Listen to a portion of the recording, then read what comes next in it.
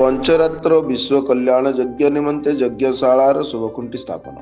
गजपति जिला पालाखेमुंडी श्री जगन्नाथ मंदिर प्रांगण में आगक थिबा पंचरात्र विश्व कल्याण यज्ञ निमंते यज्ञशालार शुभखुंटी स्थापन करा जायछि। बहु भक्तों सहयोग में चलित मास जनवरी 28 तारिख ठारू फेब्रुआरी 2 तारिख पर्यंत एही पंचरात्र यज्ञ अनुष्ठित हेबाकु थिबा बेले समस्त प्रस्तुति होई सारिथिबा यज्ञ परिचालन सदस्य माने कहिथिले। दुर्गा मठ पानी यज्ञ पंचरात्र यज्ञ जगन्नाथ कथामृत सब आलोचना हम। यह स्कंद पुराण वैष्णव खंड आमर उत्कल महात्म्य पंचरात्र विषय उद्धृत आमर पारड़ा जगन्नाथ मंदिर प्रांगण में प्रत्येक दिन सकाल वेद पाठ हम, भूत यज्ञ हम, संध्या जगन्नाथ कथामृत हम। यह षडदिवसीय कार्यक्रम पंचरात्र हम। आमर महाप्रभुंर 24 प्रकार देवदुर्लभ वेश अनुष्ठित हम।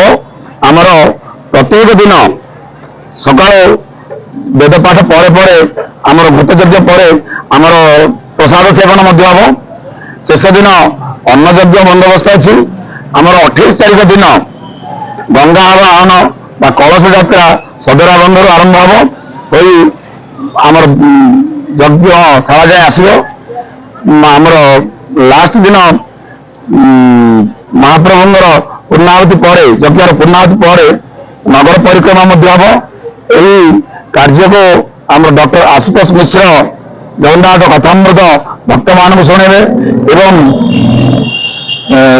वैष्णव साधु श्री श्यामानंदन दास महाराज कथामृत पंचरात्र कथामृत शुणाइबे एवं डॉक्टर आमर संग्राम आचार्य आसी यही कथामृत शुणाइबे एवं अभिराम परमहंस मठ आमर दयानंद दास महंत आसी ये कथामृत को शुणाइबे।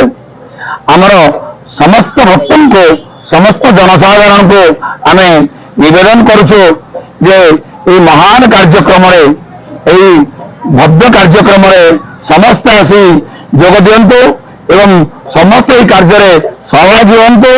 आमर पारड़ा श्रीमंदिर कार्य दिव्य भव्य यज्ञ स्वभाव भगवान का आशीर्वाद किंतु शीघ्र हम अति शीघ्र हम से आम जगन्नाथ पाखे करुण निवेदन करछे। जगन्नाथ 28 तारिख 2 तारिख जाए कार्यक्रम चलिए।